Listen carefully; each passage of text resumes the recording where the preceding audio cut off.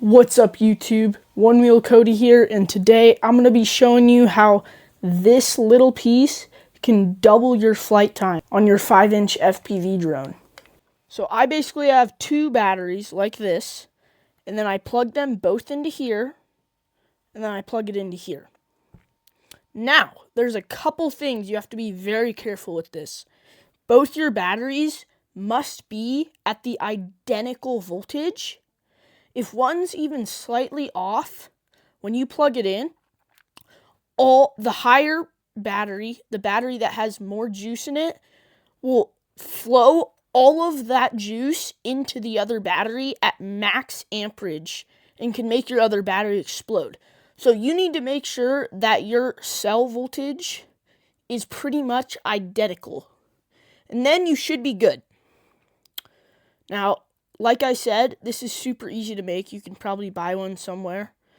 All I did was splice two male connectors into a female connector, and I am so surprised how this works. With two batteries, you would think it wouldn't quite double your flight time because it's heavier, so it puts more stress on the drone's motors. But I could do a little bit of freestyling and cruising and get 10 minutes of flight time exactly.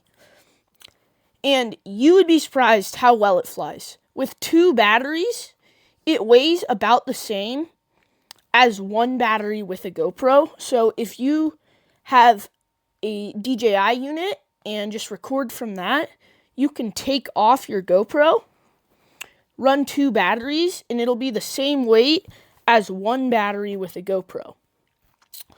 Now, I ran it with a GoPro with two batteries. And yes, I did get 10 minutes, and the power was actually surprisingly good. I needed a little more juice to hover. I needed about 50% throttle, 40 to 50%, opposed to like 30%. But it still felt pretty freaking punchy. And the only thing I noticed is I got pretty bad prop wash pulling out of dives. But otherwise, the power is pretty good. And part of what may have been causing that is I have a bent propeller right here. So I would probably want to do another test, but you would be freaking surprised how well this flies. So if you're going to be doing this yourself, I would put two batteries on your drone and just plug in one and see how it flies first before you go make that connector. And then make sure you solder the connector really, really thick and well, because these batteries do draw around 80 amps. And you could probably blow something up if you didn't solder right. So, honestly, it flew pretty freaking good. It was still very, very punchy, actually. And the only thing I noticed is you needed about 10% more throttle to hover. And you got a little bit of prop wash when you dived.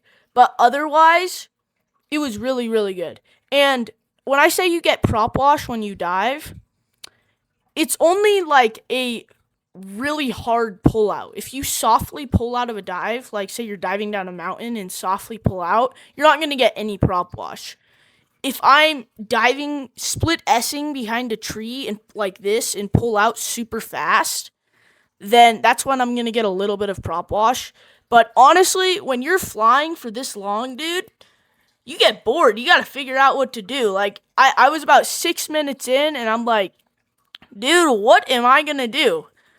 So I basically just cruised around. I was trying to mix a little bit of freestyle in, so this isn't like when companies hover their drone and then say it gets this much flight time. I actually was flying probably like a normal person would. So like this, I'm doing some split S's, but I'm also just cruising, right? So this is a pretty realistic test. And when I got around 9 minutes, I got a low battery warning, and I just hovered really slow because I really, really wanted to get 10 minutes. And I probably shouldn't have done this, but I rode the land now for like 30 seconds while hovering, and I brought it down to like 3 volts, which probably isn't very healthy. But overall, it flew way better than I thought. If you guys enjoyed this video and it helped you out, make sure to subscribe and like the video and comment because it boosts it, and I'm trying to get monetized. So thank you for watching, and I'll catch you next time.